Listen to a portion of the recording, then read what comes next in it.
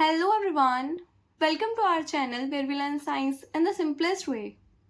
Today we are starting with a new chapter of class 10th, Chemical Reactions and Equations. तो इस chapter में हम study करेंगे कि चेंजेस क्या होते हैं, चेंजेस के कितने टाइप होते हैं, फिजिकल चेंज क्या होता है, केमिकल चेंज क्या होता है। उसके बाद हम स्टडी करेंगे कि केमिकल रिएक्शंस क्या होती हैं, केमिकल रिएक्शंस को हम लिखते कैसे हैं, उनको बैलेंस कैसे करते हैं और उनको रिप्रेजेंट कैसे करते हैं। तो सबसे पहले देखते हैं कि चेंज क्या होता है। चेंज का मतलब होता है कि किसी भी चीज में बदलाव आना, मतलब कि अगर किसी भी ऑब्जेक्ट की जो फाइनल स्टेट है वो डिफरेंट है उसकी इनिशियल स्टेट से, तो उसी को हम चेंज बोलते हैं। जैसे कि मान लो अगर एक कांच का गिलास है वो गिर के टूट गया, तो उसमें क्या आया, चेंज आया, मतलब जो कांच का गिलास था उसके साइज में चेंज आया। ठीक है, तो ये क्या है, एक चेंज है। उसके बाद जैसे मैंने पानी को उबाल दिया, पानी के क्या बन गए, वेपर बन गए, ये भी चेंज है। उसके बाद जैसे पेपर है, पेपर को मैंने फाड़ दिया, पेपर को जला दिया, ये सब क्या है, ये सब चेंजेस हैं। तो चेंज का मतलब क्या है, change is a process in which the final state of substance differ from its original state. Change एक ऐसा प्रोसेस है जिसमें ऑब्जेक्ट की जो फाइनल स्टेट होती है वो उसकी ओरिजिनल स्टेट से अलग होती है। अब चेंज जो होते हैं वो दो तरीके के होते हैं, physical change and chemical change. Physical change का मतलब होता है कि अगर किसी भी ऑब्जेक्ट की स्टेट में चेंज आ रहा है या उसके साइज में चेंज आ रहा है या उसकी शेप में चेंज आ रहा है तो उसको हम बोलते हैं फिजिकल चेंज। जैसे मान लो मैंने पेपर लिया, पेपर को फाड़ दिया, ये कैसा चेंज था, ये फिजिकल चेंज था। क्यों? क्योंकि यहाँ पे पेपर का साइज छोटा हो रहा है। ठीक है, पेपर का साइज छोटा हो रहा है। उसके बाद जैसे मैंने मान लो पानी लिया, पानी को मैंने फ्रीज कर दिया, पानी को फ्रीज करा तो उसकी क्या बन गई, आइस बन गई। तो यहाँ पे उसकी किस में चेंज आ रहा है, उसकी स्टेट में चेंज आ रहा है, मतलब वो लिक्विड से आइस में, लिक्विड से सॉलिड में कन्वर्ट हो रहा है। ठीक है, और मान लो अगर मैंने पानी लिया, पानी को मैंने बॉईल करा, हीट करा पानी को, तो पानी के वेपर बन जाएंगे। तो ये भी क्या है, फिजिकल चेंज है। क्यों? क्योंकि उसकी स्टेट में चेंज आ रहा है। तो जब भी किसी भी ऑब्जेक्ट की स्टेट में चेंज आएगा, उसकी शेप में चेंज आएगा, साइज में चेंज आएगा, तो उसको हम फिजिकल चेंज बोलते हैं। केमिकल चेंज का मतलब क्या होता है, केमिकल चेंज का मतलब होता है कोई ऐसे चेंजेस जिसमें कोई न्यू सब्सटेंस बने। जैसे मान लो मैंने अब पेपर को लिया और पेपर को जला दिया। पेपर को जलाने से क्या होगा, सबसे पहली बात तो अगर हम किसी भी चीज को जलाएंगे, उसका कंबशन करेंगे, तो वो हमारा केमिकल चेंज में आता है। ठीक है, अब जैसे मान लो मैंने पेपर लिया, पेपर को जलाया, तो जलाने के बाद पेपर की क्या मिली, पेपर की मिली एशेस, और वो एशेस थी क्या, न्यू सब्सटेंस। तो केमिकल चेंजेस वो चेंजेस होते हैं जिसमें हमें कोई नया सब्सटेंस देखने को मिलता है। ठीक है, और यहाँ पे क्या होता है, उस सब्सटेंस की पूरी प्रॉपर्टीज क्या हो जाती है, चेंज हो जाती हैं। ठीक है, मान लो उसकी जो इनिशियल स्टेट थी वो अलग थी, उसकी फाइनल स्टेट एकदम डिफरेंट है, वो एकदम अलग है और उसकी प्रॉपर्टीज भी अलग है। ठीक है, तो उसको बोलते हैं हम केमिकल चेंज। जैसे हाइड्रोजन एंड ऑक्सीजन होते हैं, हाइड्रोजन एंड ऑक्सीजन कैसे, भी गैसेशियस फॉर्म में है, और जब दोनों मिल जाते हैं तो क्या बना लेते हैं, वाटर बना लेते हैं, एक लिक्विड फॉर्म बना लेते हैं। ठीक है, एक बिल्कुल नया सब्सटेंस बना लेते हैं जिसकी जो प्रॉपर्टीज हैं वो बिल्कुल डिफरेंट होती हैं। ठीक है, तो और ये जो होते हैं ये इरिवर्सिबल चेंज होते हैं एंड ये रिवर्सिबल चेंज होते हैं। जैसे कि बर्निंग ऑफ कैंडल जो है वो सबसे इंपॉर्टेंट है, क्योंकि जो बर्निंग ऑफ कैंडल है उसमें हमें दो तरीके के चेंज देखने को मिलते हैं, एक फिजिकल चेंज, एक केमिकल चेंज। कैसे? जैसे हमारे पास कोई भी कैंडल है, कैंडल को हम जलाते हैं, जो उसकी मोम निकलती है ना, जब कैंडल को हम जला रहे हैं, that is the chemical change. Burning of candle is chemical change. लेकिन जो उसकी मोम गिर रही है वो क्या होती है, फिजिकल चेंज होती है। ठीक है, तो जब भी हम कैंडल को जलाते हैं तो उसमें दो तरीके के चेंज होते हैं, एक फिजिकल चेंज होता है, एक केमिकल चेंज होता है। उसके बाद देखते हैं कि केमिकल रिएक्शंस क्या होती हैं। देखो, केमिकल रिएक्शंस का मतलब होता है सिंपली कि अगर दो सब्सटेंस जुड़ते हैं और वो दो सब्सटेंस जुड़ के कोई नया सब्सटेंस फॉर्म करते हैं, उसी को केमिकल रिएक्शन बोलते हैं। केमिकल रिएक्शन एक ऐसा प्रोसेस है जिसमें दो सब्सटेंस आपस में इंटरेक्ट करते हैं, कोई भी वो दो मॉलिक्यूल्स हो सकते हैं, दो सब्सटेंस हो सकते हैं, दो एटम हो सकते हैं, वो आपस में इंटरेक्ट करेंगे और एक नए सब्सटेंस की फॉर्मेशन करेंगे। इसी को हम केमिकल रिएक्शंस बोलते हैं। A chemical reaction is a process in which substance undergo a transformation resulting in a formation of new substance with different property। और जो वो नया सब्सटेंस बनाएंगे ना, मान लो ये कोई सब्सटेंस है, ये कोई सब्सटेंस है, ये दोनों रिएक्ट करे और इन्होंने एक नया सब्सटेंस फॉर्म करा, और ये जो नया सब्सटेंस फॉर्म हुआ है ना, इसकी प्रॉपर्टीज, इसका सब कुछ बिल्कुल डिफरेंट होएगा। ठीक है, इसको केमिकल रिएक्शंस को आप ऐसे भी डिफाइन कर सकते हो कि two substance react together to form a new substance. ठीक है, उसके बाद देखो हम केमिकल रिएक्शंस को लिखते कैसे हैं। केमिकल रिएक्शन में हमने क्या पढ़ा, केमिकल रिएक्शन में हमने देखा कि दो सब्सटेंस जुड़ते हैं और वो दोनों मिलके नया सब्सटेंस बनाते हैं। जैसे हमारे पास मान लो हाइड्रोजन है और ऑक्सीजन है, ये दोनों आपस में रिएक्ट कर रहे हैं, ये दोनों गैसेज हैं, आपस में रिएक्ट कर रही हैं और क्या बना रही है, H2O, वाटर बना रही हैं। अब देखो यहाँ पे वाटर की जो प्रॉपर्टीज हैं वो बिल्कुल डिफरेंट है इनसे। हाइड्रोजन एक डिफरेंट गैस है, ठीक है, एक बहुत डेंजरस गैस होती है हाइड्रोजन, एंड ऑक्सीजन भी एक गैस होती है। जब ये मिले तब इन्होंने वाटर बना दिया, मतलब वाटर की जो प्रॉपर्टीज होती हैं वो तो बिल्कुल डिफरेंट होती हैं। ठीक है, तो केमिकल रिएक्शंस में बिल्कुल प्रॉपर्टीज क्या हो जाती हैं, नए सब्सटेंस की चेंज हो जाती हैं। और देखो जो एरो के हम इस साइड लिखते हैं, मतलब जो दो सब्सटेंस यहाँ पे रिएक्ट कर रहे हैं ना, उनको हम बोलते हैं रिएक्टेंट, उनको हम बोलते हैं रिएक्टेंट। एंड जो केमिकल्स जो एरो के इस साइड होता है, मतलब जो रिएक्ट करके जो चीज बन रही है, जैसे ये जो वाटर है, ये नया सब्सटेंस बन रहा है, इसको हम बोलते हैं प्रोडक्ट, इसको हम बोलते हैं प्रोडक्ट। तो रिएक्टेंट से बनता है हमारा प्रोडक्ट। एरो के इस साइड, मान लो एरो के इस साइड जो होते हैं वो हमारे रिएक्टेंट होते हैं, और एरो के इस साइड जो आते हैं वो हमारे क्या मिलते हैं, हमें प्रोडक्ट मिलते हैं। ठीक है, देखो हमें पता कैसे चलता है कि केमिकल रिएक्शंस हुई है।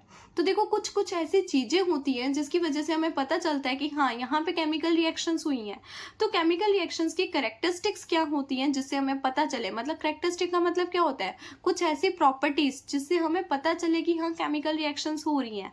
जैसे कि मान लो जब भी कोई केमिकल रिएक्शंस होती है तो वहाँ पे हमें कलर चेंज देखने को मिल सकता है। मान लो जो रिएक्टेंट रिएक्ट कर रहे हैं आपस में, जो दो मॉलिक्यूल आपस में रिएक्ट कर रहे हैं उनका कलर डिफरेंट है। मान लो वहाँ पे उनका कलर ब्लू है और वो जो मिल रहे हैं और नया सब्सटेंस बना रहे हैं, और उस जो नया सब्सटेंस का कलर है वो मान लो ग्रीन आ जाए, मतलब यहाँ पे क्या हो रहा है, एक कलर चेंज आ रहा है। ठीक है, नए सब्सटेंस के में क्या आ रहा है, कलर चेंज आ रहा है। तो जब भी कलर चेंज भी देखने को मिले, that is the chemical, that is the characteristic of the chemical reaction. उसके बाद रिएक्शन का टेम्परेचर भी चेंज हो सकता है। टेम्परेचर चेंज का मतलब यहाँ पे ना दो टाइप की रिएक्शंस होती हैं, एक एंडोथर्मिक रिएक्शंस होती हैं, एक एक्सोथर्मिक रिएक्शंस होती हैं। एंडो का मतलब होता है अंदर आना, ठीक है, एंडो का मतलब होता है अंदर, एंड थर्मिक का मतलब होता है हीट। ठीक है, तो जहाँ पे जो हीट है वो अंदर जा रही है, रिएक्शंस पे एब्सॉर्ब हो रही है, उसको हम बोलते हैं एंडोथर्मिक रिएक्शन। मतलब जिन रिएक्शंस में हीट जो है वो एब्सॉर्ब हो रही है, उस टाइप की रिएक्शंस को हम एंडोथर्मिक रिएक्शंस बोलते हैं। एंड जिस टाइप की रिएक्शंस में जो हीट है वो रिलीज हो रही है, उसको हम एक्सोथर्मिक रिएक्शन बोलते हैं। देखो नाम से क्लियर हो रहा है, एक्सो का मतलब है बाहर निकलना, थर्मिक का मतलब है हीट। तो जब भी हीट बाहर निकल रही है, ऐसे टाइप की रिएक्शंस को हम एक्सोथर्मिक रिएक्शंस बोलते हैं। एंड जिसमें हीट एब्सॉर्ब हो रही है उसको हम बोलते हैं एंडोथर्मिक रिएक्शन। अब देखो जो स्टेट भी चेंज हो सकती है किसी भी केमिकल रिएक्शंस में, उसकी स्टेट भी चेंज हो सकती है। स्टेट चेंज होने का मतलब क्या है, स्टेट चेंज होने का मतलब ये है कि अगर दो मॉलिक्यूल्स हैं वो रिएक्ट कर रहे हैं, उनकी स्टेट मान लो क्या है, लिक्विड लिक्विड है, और वहां से आपका प्रोडक्ट गैस में बन गया, सॉलिड में बन गया, तो ऐसे स्टेट में भी चेंज आ सकता है। जैसे कि सबसे कॉमन एग्जांपल है हाइड्रोजन एंड ऑक्सीजन, दोनों गैसेशियस फॉर्म में है, और जब ये प्रोडक्ट बना रहे हैं वाटर का, तो वाटर किस में आ रहा है, लिक्विड फॉर्म में आ रहा है। अच्छा, अब हम जो केमिकल रिएक्शंस हैं उनमें जो लिक्विड है उसको हम लिखेंगे एक्विशियस फॉर्म। ठीक है, ये एक्विशियस का मतलब भी ये लिक्विड फॉर्म में ही होता है। ठीक है, एक्विशियस का मतलब सिंपल ये होता है जो चीज़ें पानी में सॉल्युबल होती हैं उसको हम एक्विशियस स्टेट बोलते हैं, ठीक है। तो अब हम लिक्विड की जगह यूज करेंगे एक्विशियस स्टेट। उसके बाद एवोल्यूशन ऑफ गैस, मतलब किसी भी केमिकल रिएक्शन में कोई ना कोई गैस भी निकल सकती है, कुछ ना कुछ गैस इवॉल्व हो सकती है। कैसे? जैसे यहाँ पे कैल्शियम कार्बोनेट है, वो HCl मतलब एक एसिड के साथ रिएक्ट कर रहा है, तो वो क्या बना रहा है, कैल्शियम क्लोराइड बना रहा है, और वहां से वाटर हमारा निकल रहा है, और यहाँ पे कार्बन डाइऑक्साइड जो गैस है वो लाइब्रेट हो रही है। मतलब देखो, जहाँ जिस भी केमिकल रिएक्शंस में ऐसा भी आपको देखने को मिल सकता है कि वहां पे कुछ ना कुछ गैस लाइब्रेट हो, गैस एवोल्यूट हो, ठीक है।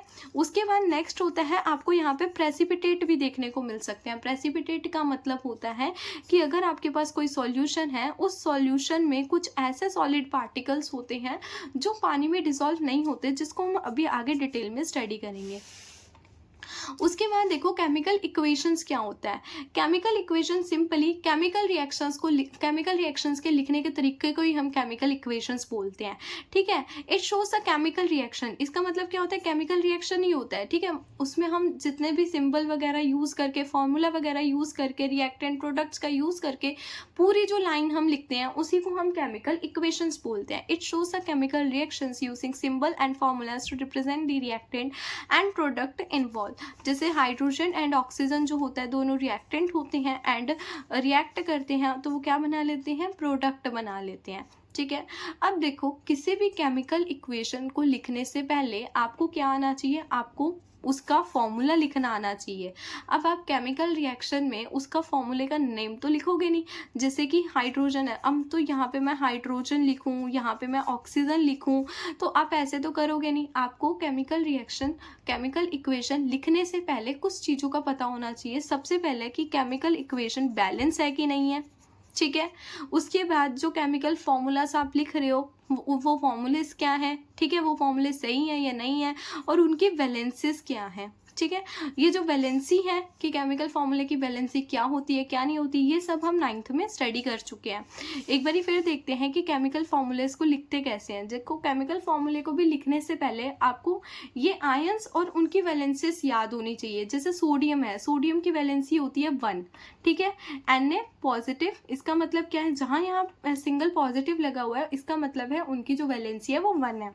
पोटेशियम है, पोटेशियम की वैलेंसी 1 है। सिल्वर की वैलेंसी 1, कॉपर की वैलेंसी 1 है। मैग्नीशियम की वैलेंसी भी 1 है।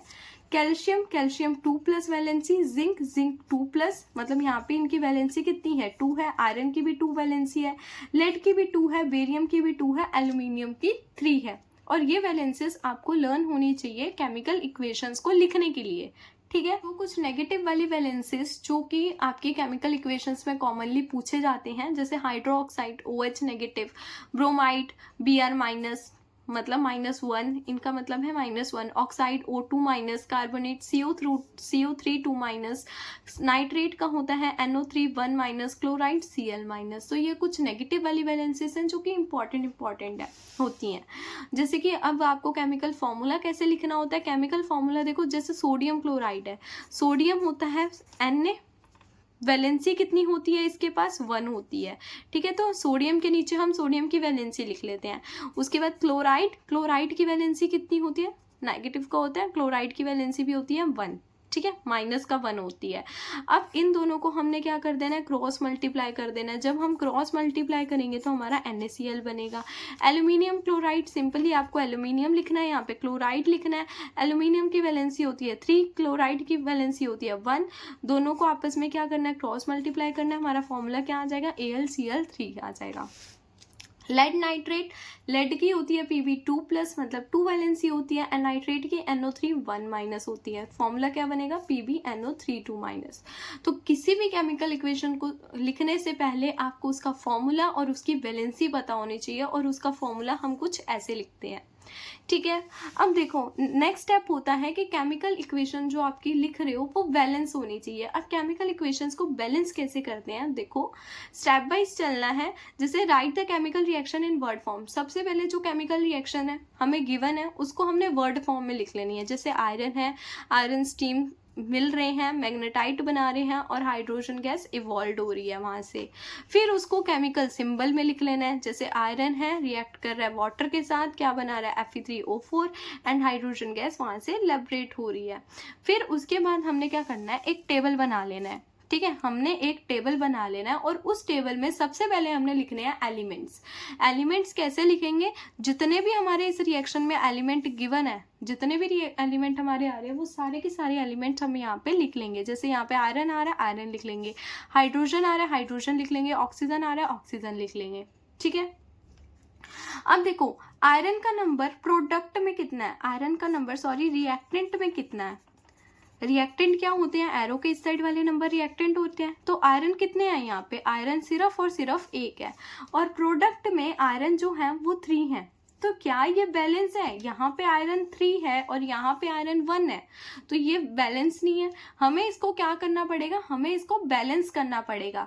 तो क्या हम 1 को भी 3 से मल्टीप्लाई कर सकते हैं, हम प्रोडक्ट में आयरन कम तो नहीं कर सकते लेकिन रिएक्टेंट में आयरन को बढ़ा जरूर सकते हैं। तो क्या हम रिएक्टेंट में 3 को मल्टीप्लाई कर सकते हैं 1 से, और अगर 1 को 3 से मल्टीप्लाई करेंगे तो कितना हो जाएगा, 3 हो जाएगा। इसको हम लिखेंगे कैसे, यहाँ पे हम लिख देंगे 3Fe। 3Fe का मतलब यहाँ पे भी 3 आयरन है, अब यहाँ पे भी 3 आयरन है, आयरन हो गया बैलेंस। अब हाइड्रोजन देखो, यहाँ पे रिएक्टेंट में भी 2 हाइड्रोजन है, प्रोडक्ट में भी 2 हाइड्रोजन है, तो ये तो बैलेंस है। उसके बाद ऑक्सीजन यहाँ पे 1 है और प्रोडक्ट में 4 है। देखो यहाँ पे ऑक्सीजन 1 दे रखा है और यहाँ पे ऑक्सीजन 4 दे रखा है। अब हम प्रोडक्ट का तो कुछ कर नहीं सकते, हम एटम्स का जरूर, मतलब हम रिएक्टेंट का जरूर कर सकते हैं। ठीक है, अब 1 को क्या करो, 1 को 4 से मल्टीप्लाई कर दो, और जब आप 1 को 4 से मल्टीप्लाई करोगे तो 4 आएगा। तो आप पूरे हाइड्रोजन को किससे मल्टीप्लाई करोगे, 4 से मल्टीप्लाई करोगे। ये याद रखना, आप यहाँ पे 4 नहीं लिख सकते, आप पूरे के पूरे मॉलिक्यूल के साथ 4 लिखोगे। ठीक है, अब यहाँ पे देखो हमारा ऑक्सीजन तो बैलेंस हो गया, मतलब यहाँ पे 4 ऑक्सीजन है, यहाँ पे भी 4 ऑक्सीजन, ऑक्सीजन तो बैलेंस हो गया। लेकिन अब हमारा हाइड्रोजन अनबैलेंस हो गया। कैसे, यहाँ पे 2 हाइड्रोजन, तो ये भी तो 4 के साथ मल्टीप्लाई करेगा, तो यहाँ पे हाइड्रोजन टोटल कितने हो गए, यहाँ पे हाइड्रोजन हो गए 8 और प्रोडक्ट साइड में 2 हाइड्रोजन है। तो हम क्या करेंगे, अब प्रोडक्ट साइड में हाइड्रोजन को बढ़ाएंगे, 2 × 4 कर देंगे, मतलब यहाँ पे भी हम इसको क्या लिख देंगे, 4 लिख देंगे, 4 लिख देंगे। तो 4 2 ज़ा 8 एंड 4 2 ज़ा 8। तो अब हमारी जो पूरी की पूरी केमिकल इक्वेशन है वो बैलेंस है, 3Fe 4H2O Fe3O4 plus 4H2। तो ऐसे हम रिएक्शंस को क्या करते हैं, बैलेंस करते हैं। ठीक है, और इसी तरीके से हम किसी भी इक्वेशन को लिखते हैं। ठीक है।